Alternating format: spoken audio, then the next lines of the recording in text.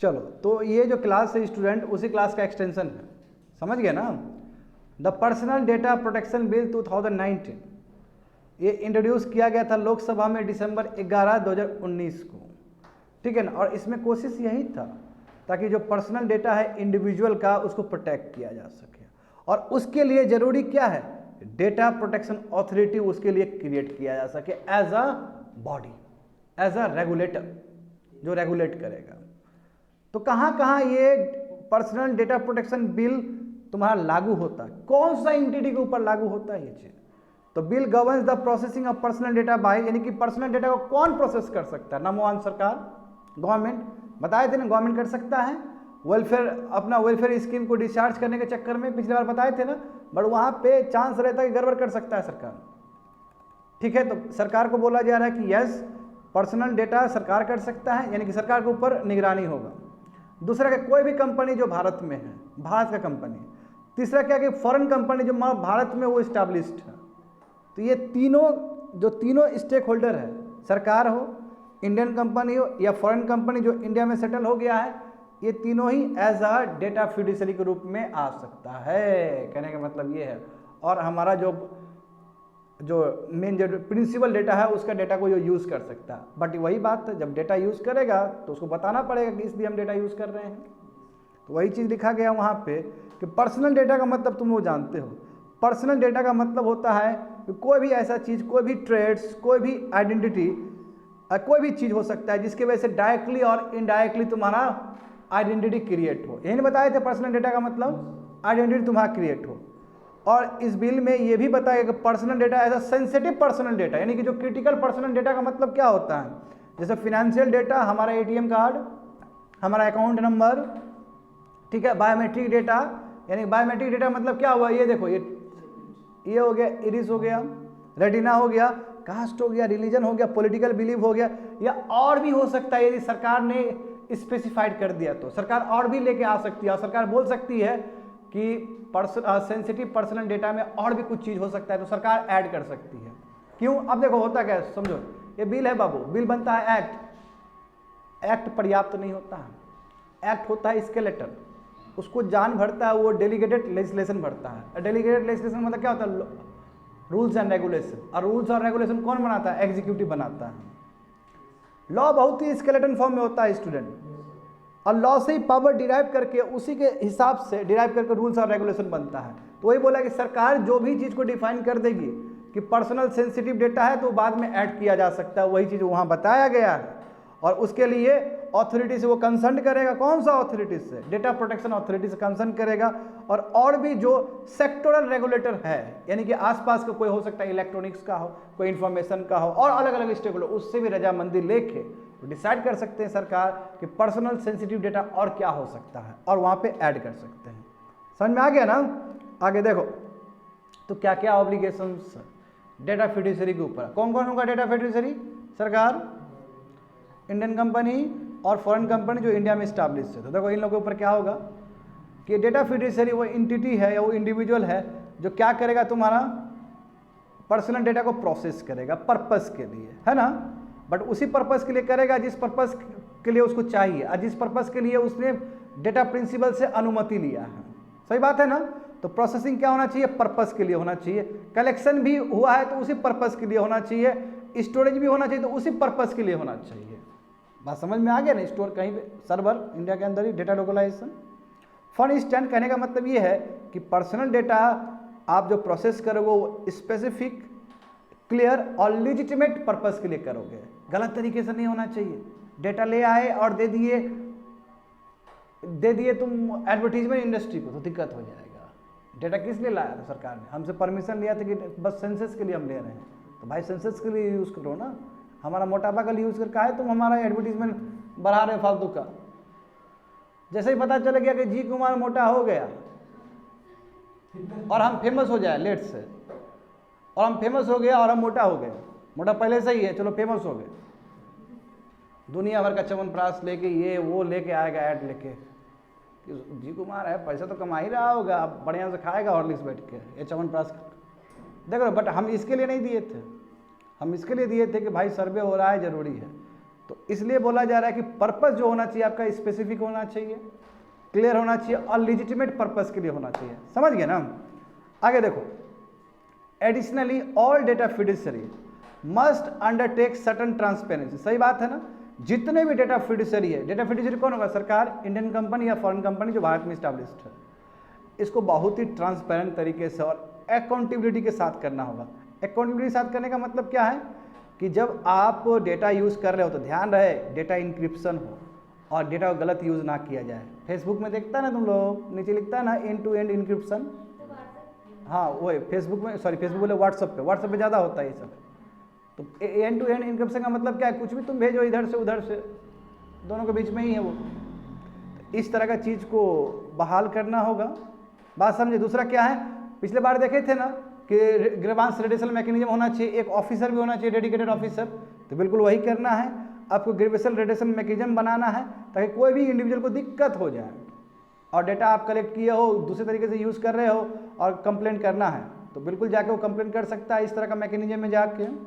They must also institute mechanism for as verification, और हाँ as verification का भी बात हो और पेरेंट कंसेंट का भी बात हो। यानी मान लो कि छोटा बच्चा का डेटा यूज़ किया जा रहा है तो पेरेंट्स से परमिशन ले वो बच्चा के लिए। जैसे देखो ना आधार कार्ड पे जो होता है पेरेंट्स का परमिशन इंपॉर्टेंट है। हाँ मान लो कि बताओ 2 साल का बच्चा लोग का बनता है, हाँ क्या आता है ना, तो माता पिता का अभी देखते इतना, वो प्रीति कुमारी का एक फोटो है सर आधार कार्ड का, उसका मस्त है ना गाल छोटी बच्ची थी, गोद की बच्ची थी, उसका आधार कार्ड देखना ना फोटो, मस्त फोटो है प्रीति कुमारी का तो अब बताओ तब उस समय किसका कंसेंट जरूरी था? पेरेंट्स का। तो सिमिलरली यहाँ पे भी है, यदि तुम बचवा लोग का तुम डेटा यूज़ कर रहे हो तो पेरेंट्स का लेना पड़ेगा परमिशन। समझ गए। आगे देखो, राइट्स ऑफ द इंडिविजुअल का क्या राइट्स है? बिल में बताया कि इंडिविजुअल का राइट्स क्या है। देखो इंडिविजुअल का राइट्स बहुत इंपॉर्टेंट है कि नहीं है, डेटा ऐसे यूज़ नहीं कर सकते हो तुम। तो बिल में बताया गया था कि देखो इंडिविजुअल का राइट्स ये सब है, डेटा प्रिंसिपल का ये सब राइट्स है। नंबर 1 क्या है?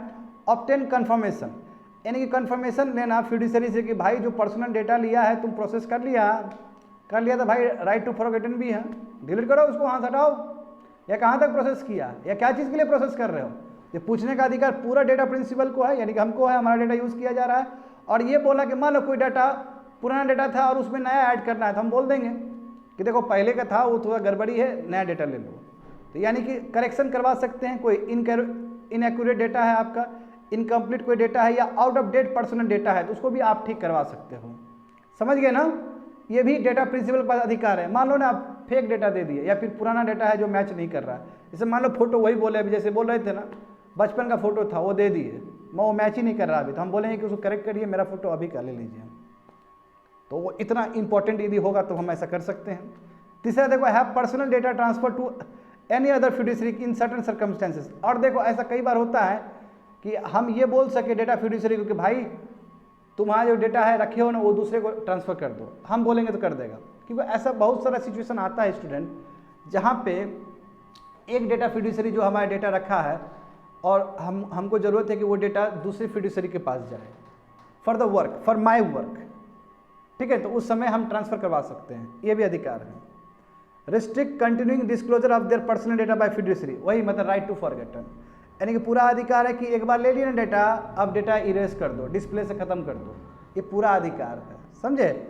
यदि नेसेसरी अब उस if it is a no longer necessary और कंसेंट इज विड्रॉन, यानी कि राइट टू फॉरगेटन, सिंपल दूसरा वर्ड में राइट टू फॉरगेटन है कि आप इरेज कर दो, डेटा हो गया, काम कंप्लीट हो गया, मेडिकल हिस्ट्री देख लिए, अब वहाँ से डिलीट करो, ठीक है। तो ये राइट्स है इंडिविजुअल का, यानी कि डेटा जो तुम्हारा डेटा प्रिंसिपल है उसका ये अधिकार है।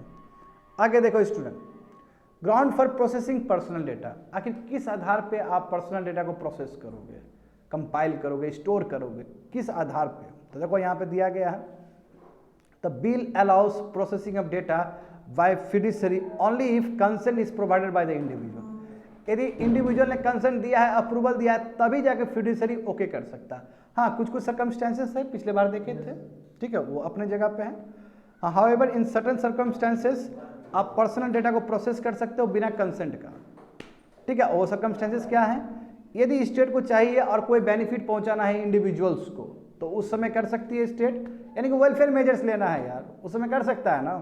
दूसरा क्या, कोई लीगल प्रोसीडिंग के लिए कल बताए थे ना, हाई कोर्ट या सुप्रीम कोर्ट कुछ बोल दे, या कोई लॉ को वो करना हो, पारित करना हो, लॉ को इम्प्लीमेंट करना हो, तो उस समय डेटा को यूज़ किया जा सकता है। तीसरा क्या कि मेडिकल सर्विस में, मेडिकल इमरजेंसी में बताए थे ना, जो एक्सीडेंट का बताए थे, बिल्कुल वो सब केस में बिना डेटा प्रिंसिपल से, रजामंदी से भी वो यूज़ कर सकता है। Social media intermediates, very very important. क्या होता है सोशल मीडिया इंटरमीडिएट्स? यही फेसबुक है ना, व्हाट्सअप, ये सब, ट्विटर, इसके ऊपर क्या है, क्योंकि मेन तो यही सब है, बीच में यही ना आता है, यही डेटा लेके आता है, हमारे डेटा को प्ले करता है कि नहीं है? फेसबुक कितना बड़ा डेटा का सोर्स है, व्हाट्सएप कितना डेटा का सोर्स है। अब बताओ, लेट से एग्जांपल हो कि किसी का भी व्हाट्सएप का चैट होगा, है ना, दुनिया भर के आदमी लोग से तुम लोग बात करते हो, लीक हो जाएगा तो कितना बवंडर हो जाएगा, नहीं होगा क्या? हर आदमी का अपना पर्सनल लाइफ है, सही बात है कि नहीं है? तब तो पूरा उसका कितना फाइनेंशियल ट्रांजैक्शन है, कितना उसका लव लाइफ है, कितना उसका स्टडी लाइफ है, दुनिया भर का चीज़ है उसमें, व्हाट्सएप में। और ये यदि बिना पूछे हुए उड़ा दे तो आदमी तो पूरा बर्बादी हो जाएगा।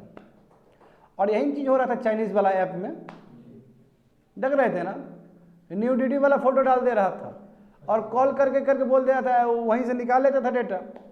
दोस्त को फ़ोन करते, देखो तुम्हारा दोस्त इतना गंदा है कि 10,000 रुपये लिया है, उसका नहीं दे रहा है वो लोग, अच्छा भी खराब और सुसाइड करना शुरू। तो देख रहे हो, कहने का मतलब कि डेटा कितना खतरनाक, हम लोग उतना उस हिसाब से सोचते नहीं है। डेटा बहुत खतरनाक चीज़ है, देखो डेटा से ही पकड़ेगा कहाँ बैठे हुए हो, समझ गए? तो यहाँ पे देखो सोशल मीडिया इंटरमीडिएट्स के ऊपर क्या है इस प्रोटेक्शन बिल के अंदर। The bill defines this to include intermediates which enable online interaction, यानी कि ये बिल में वो हर इंटरमीडिएट्स को बोला गया जो कि ऑनलाइन इंटरेक्शन करवाता है यूजर, और जहाँ पे इंफॉर्मेशन शेयर्स होते हैं। तो जितने भी यूट्यूब है, ठीक है ना, ये तुम्हारा ट्विटर है, या अभी तो इसके लिए आया ना व्हाट्सएप का अपोजिट क्या है, हाँ टेलीग्राम, सबके लिए ही है। All such intermediates which have, देखो जितने भी इंटरमीडिएट्स है जिसका सर्टेन थ्रेशोल्ड से ज़्यादा यूजर्स है, मान लो कि 5 लाख यूजर्स है, तो 5 लाख यूजर्स का मतलब क्या हो, सर्टेन थ्रेशोल्ड, 5 लाख ही नहीं है, बस एक लिमिट बता रहा हूँ, एक लिमिट के बाद है तो उसका इन्फ्लुएंस बहुत ज़्यादा हो जाता है। अब देखो फेसबुक का यूजर कितना है, फेसबुक चाहेगा तो 10 मिनट के अंदर पलट सकता है शासन को, लहर उठा दो तो कितना गलत मैसेज चला जाए, क्योंकि ये जितने भी इंटरमीडिएट्स है, सोशल मीडिया है, ये इतना ताकत रखता है कि डेमोक्रेसी को भी हिला सकता है। बात समझे? वही चीज़ वहाँ पे लिखा गया है कि जितने भी इंटरमीडिएट्स है जिसका नोटिफाइड थ्रेशोल्ड से ज़्यादा यूज़र है, ठीक है, और जिसके एक्शंस की वजह से इलेक्टोरल डेमोक्रेसी पे इम्पैक्ट पड़ता है। देखता नहीं है फेसबुक बुरबा टर्म जीता कि नहीं जीता, फेसबुक में वो करके फेसबुक का मामला चला था नहीं चला था कि रसिया मेडलिंग किया इसलिए इलेक्शन जीता था, एनालिटिक्स का जो था, पब्लिक ऑर्डर खराब हो सकता है, तो हैव सर्टेन ऑब्लिगेशन, इसलिए इन लोगों को ना कुछ ऑब्लिगेशन मानना होगा। क्यों? क्योंकि इसका जो प्लेटफॉर्म इतना बड़ा प्लेटफॉर्म है, इसमें कोई गड़बड़ी हो जाता है डेटा को लेकर तो इसका असर दूर दूर तक सोसाइटी में पड़ेगा, दूर दूर नेशन में पड़ेगा, इसलिए इसको कुछ बात मानना होगा सरकार का। Which include providing A voluntary user verification mechanism for users in India, इसलिए इन लोगों को वॉलंटरी यूजर वेरिफिकेशन मैकेनिज्म अपनाना होगा ताकि डेटा गलत तरीके से इस्तेमाल ना किया जाए। यदि डेटा गलत तरीके से इस्तेमाल करना शुरू कर दे तो इलेक्ट्रल डेमोक्रेसी में बहुत बड़ा नेगेटिव इम्पैक्ट होगा, दंगा फसाद हो जाएगा, लॉ एंड ऑर्डर खराब हो जाएगा। समझ गए ना? देखते हो कितना जल्दी ट्विटर में मैसेज सर्कुलेट होता है, और स्पेशली देख लो जितना भी सोशल मीडिया प्लेटफॉर्म सब है उसमें कितना तेजी से जाता है, वीडियो वायरल हो गया। अब देखो ये जो कच्चा बादाम वाला था, वो कितना वीडियो वायरल हुआ उसका, है ना? अभी तो कच्चा बादाम मिलता भी नहीं है यूट्यूब पे। वो छोटा बच्चा था, क्या नाम था, सदैव था ना उसका, बचपन का प्यार, बताओ बचपन में ही चला गया फिर से, वो कोई आता पता नहीं है उसका। ये पावर है सोशल मीडिया का, है ना? रानू मंडल देखो, यदि सोशल मीडिया नहीं होता तो कोई रानू मंडल को पहचानता क्या? तुम लोग पहचाने फिर भूल गए, वो अलग बात है, मगर हुआ कि नहीं हुआ? सबसे फनी दौर था भारत के लिए वो, जहाँ पे रानू मंडल रातों रात स्टार बन गई। देखो बाबू, हजम नहीं होता है, फ्री का चीज़ ना हजम नहीं होता है, इसलिए कहते हैं कि ज़िंदगी में खटो, मेहनत करो, और तब जा कोई चीज़ प्राप्त करो, तब वो पचेगा तुमको। और रातों रात मिल जाएगा ना फ्री में तो पचेगा नहीं वो चीज़, उसके लिए संघर्ष करना पड़ता है, समझे। इसलिए जो IAS बनता है ना स्टूडेंट लोग, वो बहुत ही हम्बल होते हैं, क्यों पता है कि बहुत बहुत मेहनत किया वो लोगों ने, समझे। आगे देखो डेटा प्रोटेक्शन अथॉरिटी। अब यहाँ पे देखो डेटा प्रोटेक्शन अथॉरिटी सबसे इंपॉर्टेंट बॉडी है। कोई भी प्रॉब्लम होगा तो यहाँ पे जाएगा ना मुद्दा। अब यहाँ पे जो मुद्दा गया वो मुद्दा नहीं सुलझेगा तो कहाँ पे जाएगा? अपीलेट ट्रिब्यूनल में जाएगा। अपीलेट ट्रिब्यूनल कोई मुद्दा नहीं सुलझा तो डायरेक्ट सुप्रीम कोर्ट में जाएगा। तो ये भी मैकेनिज्म है। देखो वहाँ पे लिखा गया है कि बिल सेटर, इस बिल ने बोला कि data protection authority as a regulator होगा सबसे हेड पे। इसका काम क्या है कि इंडिविजुअल के इंटरेस्ट को प्रोटेक्ट करे, नंबर 1, ठीक है। पर्सनल जो डेटा जो मिसयूज हो रहा था उसको बचाए, और बिल में जो भी चीज़ है वो सबके लिए वो काम करे। इसी के लिए रेगुलेटर बनाया गया है। ये बात समझे ना। अब इस रेगुलेटर में देखो एक चेयरपर्सन होंगे और 6 मेंबर्स होंगे, और इनका जो अनुभव होगा डेटा प्रोटेक्शन और इंफॉर्मेशन टेक्नोलॉजी में कम से कम 10 साल का अनुभव होना चाहिए, डीप अनुभव होना चाहिए, तब जाके वो उस बॉडी को रिप्रेजेंट करेंगे। एक चेयरपर्सन होंगे और 6 मेंबर होंगे जिनका एक्सपीरियंस ऐसा कुछ होना चाहिए। मान लो कि तुमको अथॉरिटी का फैसला पसंद नहीं आया, मान लो कि हम गए यहाँ पे, हम डेटा प्रोटेक्शन अथॉरिटी में गए अपना हक लाने के साथ, देखिए हमारा फेसबुक गलत इस्तेमाल कर दे डेटा, ठीक है। अब ग्रीवेंस रिड्यूसल मैकेनिज्म में भी गए थे फेसबुक का, वो माने ना बात हमारा, तो हम दौड़ते हुए गए कहाँ पे? डेटा प्रोटेक्शन अथॉरिटी में। और डेटा प्रोटेक्शन अथॉरिटी ने कुछ ऑर्डर सुनाया, उससे भी हम सहमत नहीं हो, तो हम दौड़ते हुए गए कहाँ पे? अपीलेट ट्राइब्यूनल में। अपीलेट ट्राइब्यूनल का मतलब भी क्वासी जुडिशियल बॉडी है, वो पूरा जुडिशियल बॉडी नहीं है बट जुडिशियल बॉडी की तरह काम करता है। और वो उससे भी हम सहमत नहीं हुए। जुडिशियल बॉडी, ये जो क्वासी जुडिशियल बॉडी यानी कि अपीलेट ट्राइब्यूनल हमारे हक में फैसला नहीं सुनाया, तो हम सुप्रीम कोर्ट तक जा सकते हैं। तो कहने का मतलब देख रहे हो कितना ब्यूटीफुल मैकेनिज्म है कि पहले डेटा प्रोटेक्शन अथॉरिटी को तुम भेजो अपना प्रॉब्लम, वो ऑर्डर सुना, उसका तुमको पसंद नहीं आया तो तुम अपीलेट ट्राइब्यूनल में जाओ, और उसका भी पसंद नहीं आया तो डायरेक्ट सुप्रीम कोर्ट में दौड़ते हुए जाओ। हाई कोर्ट यहाँ पे पूरी तरीके से स्किप कर गया, यही रीजन है। इसके वजह से बोला जाता है कि हाई कोर्ट को कहीं ना कहीं सुप्रीम कोर्ट ने पूरी तरीके से वो कर लिया है। देखता है ट्राइब्यूनल का बात तुरंत सुप्रीम कोर्ट में पहुंच जाता है हाई कोर्ट को क्रॉस करते हुए। तो ये होता है कि नहीं होता है? अभी जब से ट्राइब्यूनल का केसेस चला है, या जब से ट्राइब्यूनल बहुत ज़्यादा ही प्रोलिफरेट हुआ है, तब से हम कह सकते हैं कि हाई कोर्ट का जो गरिमा है ना कहीं वो धूमिल हुआ है। इस पर हम लोग चर्चा भी हुआ था। इसे स्पेशल रिपीटिशन देखो वही आर्टिकल 132 के हिसाब से। आगे देखो transfer of data outside India, बताए थे ना पिछले क्लास में, बाहर डेटा जाएगा हमारा, पर्सनल सेंसिटिव डेटा तो जा ही नहीं सकता, सही बात है ना। हाँ पर्सनल डेटा जा सकता है बट उसमें परमिशन लेना होगा और स्पेशल सेफ गार्ड के साथ होगा। That is called data localization. पिछले क्लास में बताए थे डेटा लोकलाइजेशन, बिल्कुल वही चीज़ है। सेंसिटिव पर्सनल डेटा में बी ट्रांसफर्ड आउटसाइड इंडिया, हाँ ट्रांसफर हो सकता है बट पहले इंडिविजुअल से परमिशन लो, और फिर तुम्हारा उसके बाद एडिशनल कंडीशन भी लगेगा। सरकार देखेगी, बहुत अच्छे सरकार देखेगी और बोलेगी चलो ये स्पेशल पर्पस के लिए है, पॉवर्टी लाइन निकालने के लिए है, क्योंकि बाहर भी तो यूनाइटेड नेशंस में बहुत सारा जाता है हमारा डेटा, तो वो सब चीज़ के लगा सरकार चलो ठीक है दे सकती है। हाउएवर ऐसे देखो बाहर जाएगी, मगर ऐसे पर्सनल जो डेटा होता है सेंसिटिव पर्सनल डेटा वो भारत में ही स्टोर होना चाहिए। स्टोर क्या होना चाहिए? भारत में ही स्टोर होना चाहिए।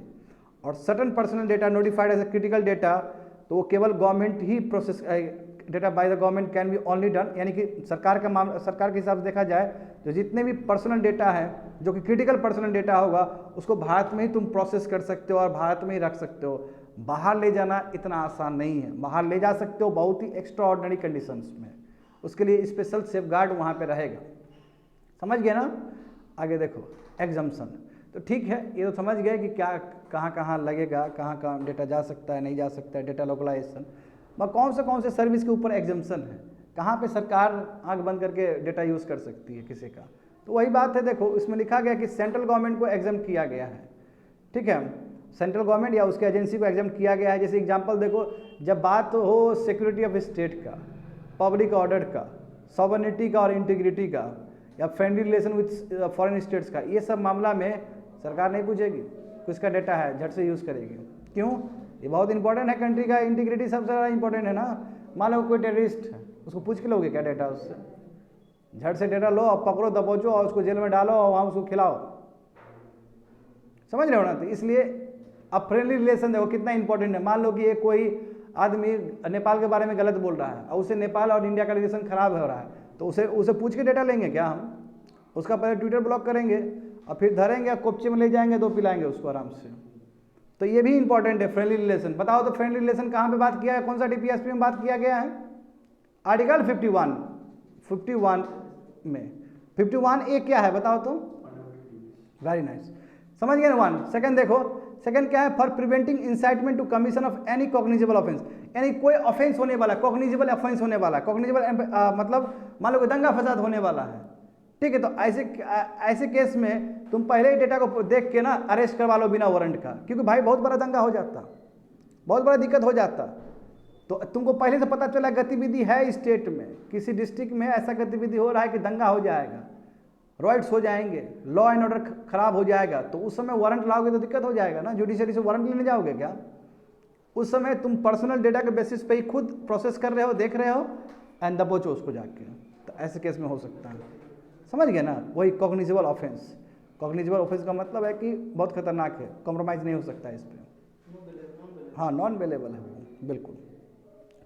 दो देखे ना, दो सबसे इंपॉर्टेंट है। एक तुम्हारा security of state, public order, sovereignty, integrity of India, friendly relation वाला। दूसरा क्या है? तुम्हारा कोई भी कॉग्निजेबल ऑफेंस करने वाला है तो उसमें बिना आप वारंट का अरेस्ट कर सकते हो, क्योंकि कॉग्निजेबल ऑफेंस का मतलब है कि वारंट नहीं चाहिए, और ऐसा कोई ऑफेंस करने वाला है और आपको पहले ही पता चल गया डेटा से, तो दबोचो उसको पकड़ के। तीसरा देखो, processing of personal data is also exempted from provision of the bill for certain other purpose, और भी पर्पस के लिए हो सकता है, जैसे मान लो प्रिवेंशन, इन्वेस्टिगेशन और प्रोसिक्यूशन ऑफ एनी ऑफेंस। कोई ऑफेंस से रिलेटेड हो, कोई बचाना है तुमको, इन्वेस्टिगेट करना है या किसी को पकड़ना है, तो उस समय तुम यूज़ कर सकते हो इसका। हाँ, पर्सनल डोमेस्टिक वर्क के लिए भी कर सकते हो। अब देखो ये जो ब्रैकेट में खुला है, यहाँ यूज़ करेगा सरकार, गलत तरीके से यूज़ कर सकता है। जर्नलिस्टिक पर्पस के लिए भी कर सकते हो। हाउएवर मैं देखो इसलिए क्लॉज लिख दिया गया है। जर्नलिस्टिक पर्पस क्या है कि आंकड़ा जुटाने के लिए ये वो, मैं वही बोला कि मगर प्रोसेसिंग जो करोगे तो स्पेसिफिक होना चाहिए, क्लियर होना चाहिए और लॉफुल होना चाहिए और प्रॉपर सेफगार्ड होना चाहिए, क्योंकि सरकार इस चीज़ का नाजायज़ फ़ायदा उठा सकती है। यहाँ पे समझ में आ रहा है ना? Sharing of non personal data. हाँ, कई डेटा होते हैं जो नॉन पर्सनल होता है। क्या होता है नॉन पर्सनल डेटा का मतलब? यानी कि उस डेटा से तुम्हारा आइडेंटिटी डिस्क्लोज नहीं होगा। आइडेंटिटी, अब आइडेंटिटी डिस्क्लोज, ऐसे बहुत सारे डेटा होते हैं जैसे पसंद नहीं पसंद, उसे कभी होगा तुम्हारा आइडेंटिटी डिस्क्लोज? जैसे आता है ना यूट्यूब में नीचे आता है ना स्किप करके आता है, बोलता है यूट्यूब से कितना मज़ा आ रहा है आपको, मॉडरेट मज़ा आ रहा है, एक्सीलेंट मज़ा आ रहा है, आता है ना 4 ऑप्शन। तो वो यदि तुम यस करो नो करो तो उससे तुम्हारा पर्सनल तो डेटा नहीं निकले, पर्सनल आइडेंटिटी तो नहीं निकलेगा। इस तरह का डेटा सरकार यूज़ कर सकती है। देखो तो वही बोला कि नॉन पर्सनल डेटा जो सरकार का है उसमें सेंट्रल गवर्नमेंट में डायरेक्ट डेटा फिड्यूसरीज बोल सकती है। जितने भी डेटा फिड्यूसरी है, कौन जो कंपनी है इंडिया में, जो भारत कंपनी इंडिया में इस्टेब्लिश हुआ, उससे बोल सकती है कि नॉन पर्सनल डेटा भाई दो हमको, ठीक है। और एनोनिमाइज्ड पर्सनल डेटा, यानी कि जो डेटा जिसके वजह से तुमको डेटा प्रिंसिपल के बारे में नहीं पता चल रहा है वो उसको दो। अब वो डेटा देख के उसके बाद सरकार अपने हिसाब से सर्विस प्रोवाइड करेगी लोगों को, और मत जान लेगी कि लोगों का क्या चॉइस है, नहीं है, ये है वो है सब। जैसे एग्जांपल देखो, सर्वे करवाया जा रहा है कि मोदी जी कितने लोगों को पसंद है, तो हम बोल दें मोदी जी पसंद है, तो वो तो भी तो एनोनिमाइज्ड डेटा हुआ ना, कौन बोल रहा है किसको पता है। सर्वे में क्या आता है ना, हर एक 2 महीना 3 महीना में होता है। इंडिया टुडे का देखो ना मैगजीन निकलता है, 3 महीना 4 महीना में निकलता है। अभी भी भारत में जो सबसे पॉपुलर लीडर है वो मोदी जी ही है। कोविड के टाइम में थोड़ा छवि कम हो गया था, ठीक है ना, बाद में फिर छवि राइज हो गया। अभी एक आदमी का बयान आया था, अभी जस्ट मैं देख रहा हूँ 1 घंटा पहले, ठीक है ना, इधर एक बहुत बड़े आदमी है, उसने कहा था नोबेल पीस, मोदी जी को नोबेल पीस प्राइज मिलना चाहिए, नोबेल पीस प्राइज।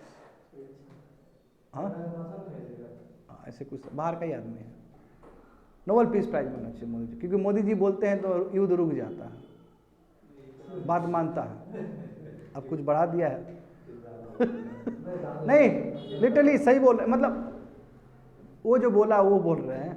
अब वो कैसे सोच रहा है वो उतना भगवान जाने उतना, ठीक है, मगर जो हम बोल रहे हैं कि जो बोला है वो न्यूज़ में आ गया है। मैं देखो गोदी मीडिया वाला लोग को नहीं पता चला, ये है जैसे पता चल जाएगा तो पूरा छापेगा नहीं लोग बैठ के, अब रात को चलेगा वो। गोदी मीडिया से पहले तो आ जाता है इसमें, प्रिंट मीडिया में सर्कुलेट हो जाता है तेजी से। देखो लास्ट पेज है स्टूडेंट, ऑलमोस्ट कंप्लीट कर दिए हैं। देखो तो जब पर्सनल डेटा प्रोटेक्शन बिल को जब एक्ट बनाएंगे तो कहीं तो अमेंड करना होगा ना, तो एक अमेंडमेंट है तुम्हारा इंफॉर्मेशन टेक्नोलॉजी एक्ट में।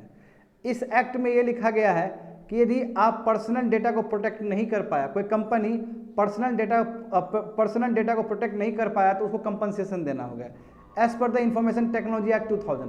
बट इसमें देखो, इसमें तो है कि बहुत सारा पर्सनल डेटा को अलग तरीके से यूज़ किया जा सकता है, सरकार मांग भी सकती है। तो इसलिए जो IT एक्ट 2000 है उसमें अमेंडमेंट करना पड़ेगा। समझ में आ गया ना? क्योंकि पहले देखो, इधर देखो कंफ्यूज हो जाओगे नहीं तो। IT एक्ट 2000 का जो एक्ट है उसमें ये बोला गया कि यदि कोई भी कंपनी डेटा को नाजायज यूज़ करती है तो उसको कंपनसेट करना पड़ेगा, पैसा वैसा देना पड़ेगा। इसमें क्या है कि हम जानते हैं कि डेटा को यूज़ करना पड़ेगा, बिना कंसेंट का भी यूज़ करना पड़ेगा, तो उसके लिए IT एक्ट 2000 में आपको अमेंडमेंट करना पड़ेगा ना, और उसमें स्पेशल क्लॉज ऐड करना होगा कि किस किस केस में कंपनी सरकार कंपनी से बोल सकती है कि हमको डेटा दो। तो इसलिए बोला जा रहा है कि बिल में ये भी बोला है कि इंफॉर्मेशन टेक्नोलॉजी एक्ट 2002 को क्या करना पड़ेगा, अमेंड करना पड़ेगा, ताकि जो पहला वाला जो प्रोविजन था कि कंपनसेशन पे करना पड़ता है यदि फेलियर हो गया, पर्सनल डेटा को प्रोटेक्ट नहीं कर पाया, तो वो चीज़ को ठीक करने के लिए अमेंडमेंट करने की आवश्यकता है। That's it.